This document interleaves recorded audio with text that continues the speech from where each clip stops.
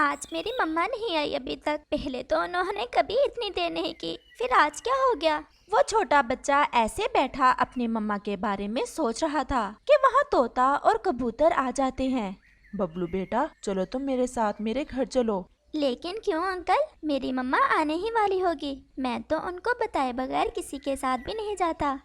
बबलू, हम तुमको अंधेरे में नहीं रखना चाहते। आज हम जब भोजन की खोज करके वापस आ रहे थे तो तुम्हारी मम्मा के किसी शिकारी की गोली लग गई और वो वहीं गिरकर मर गई। और वो शिकारी तुम्हारी मम्मा को एक थैली में डालकर अपने साथ ही ले गया। आप झूठ बोल रहे हो। मेरी मम्मा मुझे कभी छोड़कर नहीं जा सकती। आप देखना, वो अभी थोड़ी देर में आ जाएगी। बेटा, तुम हमारा विश्वास करो, हम क्यों तुमसे इतना बड़ा झूठ बोलेंगे। तुम्हारी मम्मा हमारी अच्छी दोस्त थी, हम उसके बारे में इतनी बड़ी बात झूठ बोलकर नहीं कर सकते।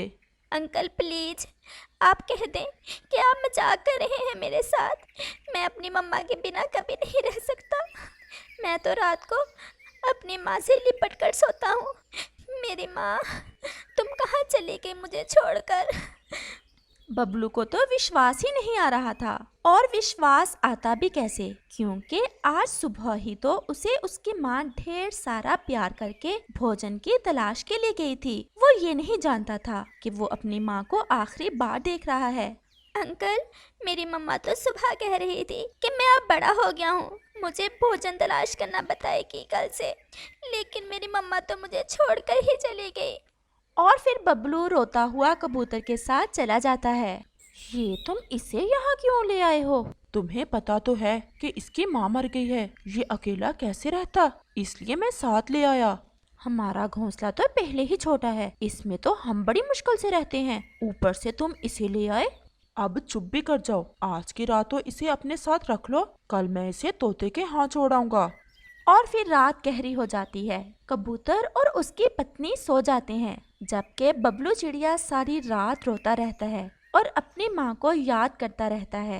अगली सुबह कबूतर उस छोटे चिड़िया के बच्चे को तोते के घर ले जाता है। कबूतर, तुम इतनी सुबह, सब ठीक तो है ना? यार तोते, तुम्हें तो पता है मेरी पत्नी का कितनी सड़ियल सी है, वो भला बबलू को कैसे अपने साथ रख सकती है। तुम इसे अपने साथ ही रख लो, तुम तो रहते भी अकेले ही हो। रहता तो अकेला हूँ, लेकिन मैं इतनी बड़ी जिम्मेदारी नहीं ले सकता।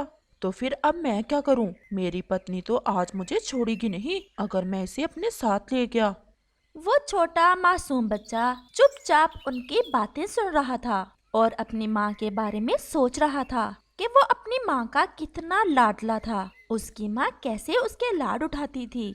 उसकी माँ की बातों से उसे हमेशा यही लगता कि वो बहुत खास है, लेकिन आज उसे एहसास हो रहा था कि वो तो सिर्फ अपनी माँ के लिए ही खास था। बाकी पक्षियों के लिए तो वो बहुत आम सा पक्षी है, जिसे उसकी माँ के मरने के बाद कोई भी अपने घर रखने के लिए भी तैयार नहीं था। वैसे इसकी मौसी रहती है दूसरे जंगल में, क्यों ना हम इसे उसके पास छोड़ें, वो तो इसे जरूर रख लेगी, वो तो है भी इसकी अपनी। ये तुमने बिल्कुल ठीक कहा, हम ऐसा ही करते हैं। चलो बबलू, हम तुम्हें तुम्हारी मौसी के पास छोड़ आते हैं। और बबलू कबूतर और तोते के साथ चल पड़ता है।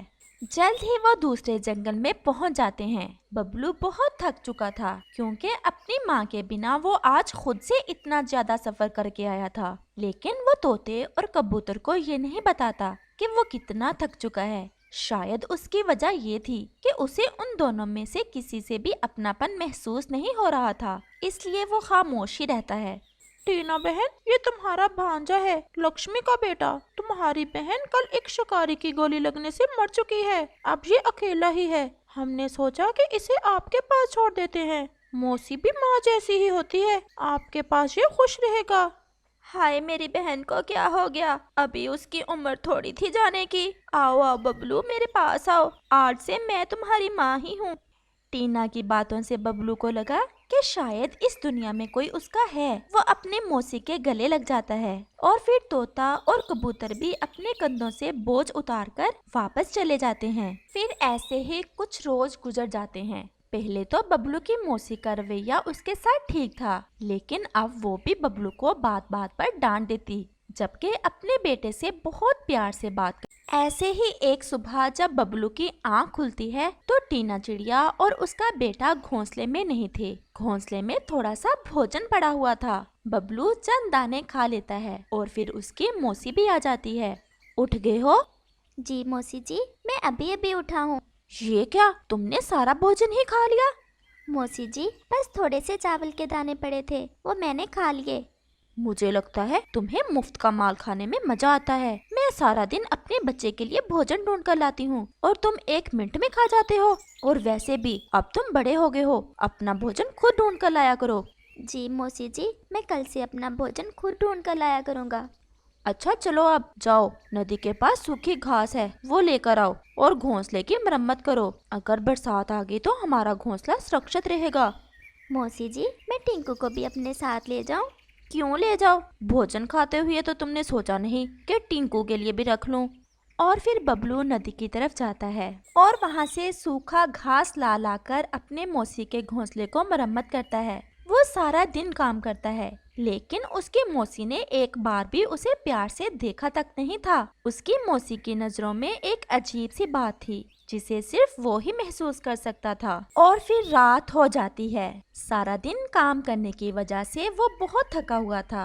वो जैसे ही लेटने लगता है तो उसकी मौसी उसे कहती है, जाओ भी आज जरा पेड़ की टहनी पर सो जाओ, कल की रात भी मेरा बेटा ठीक से सो नहीं पाया।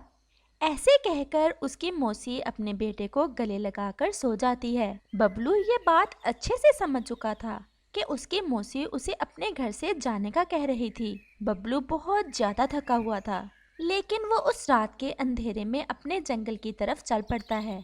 शायद जो सुकून वो ढूंढ रहा था वो उसे अपने घोंसले में ही मिलना था, जो उसकी माँ ने उसके लिए बनाया था। अपने घोंसले में पहुंचकर उसे बहुत शांति महसूस होती है। उसे ऐसा ही लगता है जैसे वो अपनी माँ के सीने से लग गया हो और वो रात वो बहुत अच्छी नींद सोता है। और फिर सुबह होती है।